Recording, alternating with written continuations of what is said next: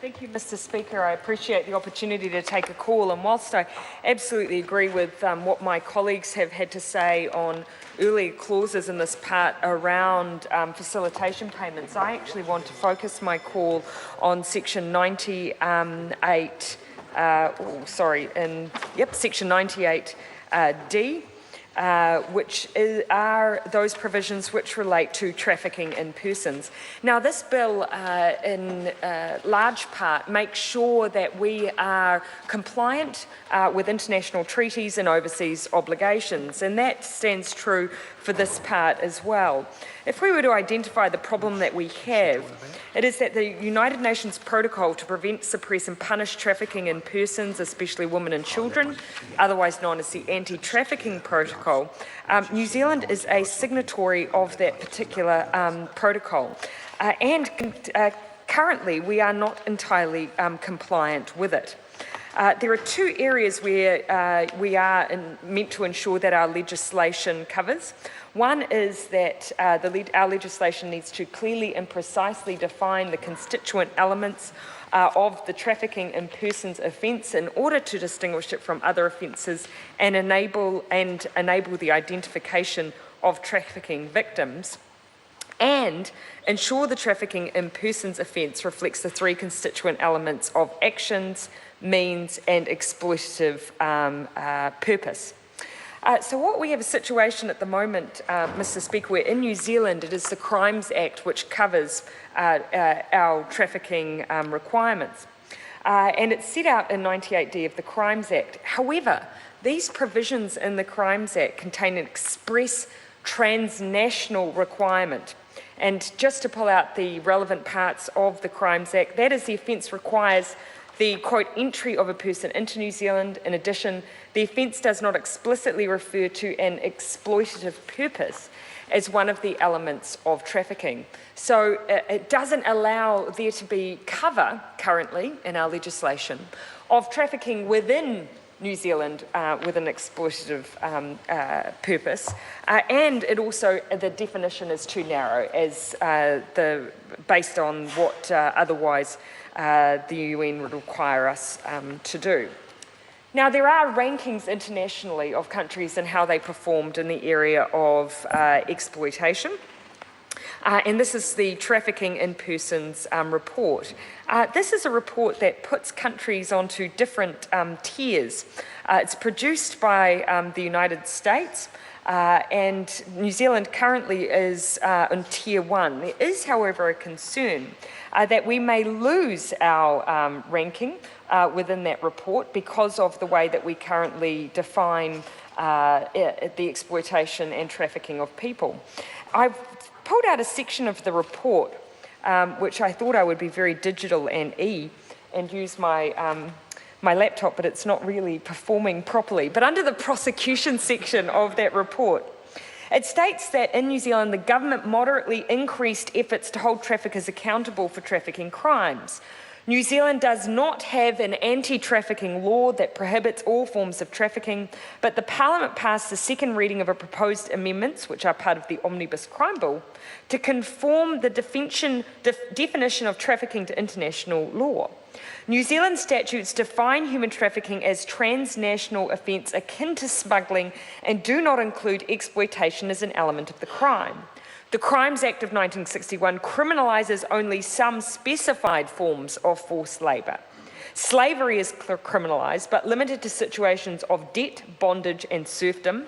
This prohibition does not cover forced labour obtained by means other than debt, law, custom or agreement that prohibits a person from leaving employment. The Dealing in Slaves Statute and the Prostitution Reform Act criminalise inducing or compelling a person to provide commercial sex, and with regard to children, provide a broader prohibition to include facilitating, assigning, causing or encouraging a child to provide commercial sex acts. So you can see from that reference that we do have specific provisions and things like the prostitution reform and our labour laws which might criminalise these areas. But in according to this report, that, of course, does leave some gaps and may not, of course, cover all situations and circumstances that we need to cover.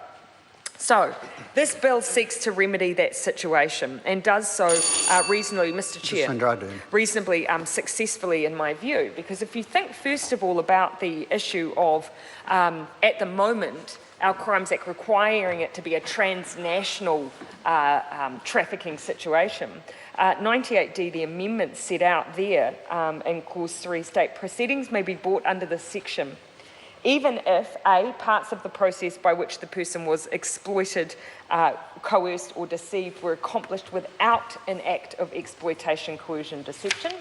The person exploited, coerced or deceived did not, in fact, enter or exit the state concerned, or was not in fact received, recruited, transported, transferred, concealed or harboured in the state concerned. So, explicitly there we're removing that transnational requirement and allowing domestic situations to be covered. Now let me give you an example. I thought that I'd heard a case not that long ago of a woman who under legitimate terms came into New Zealand from Eastern Europe.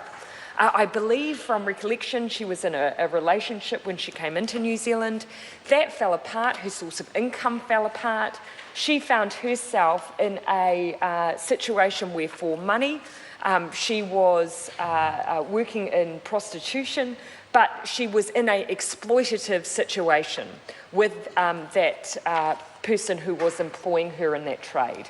Because of her tenuous immigration status and the nature of her work, she was essentially being exploited by that individual. She was not expressly recruited into New Zealand for that purpose.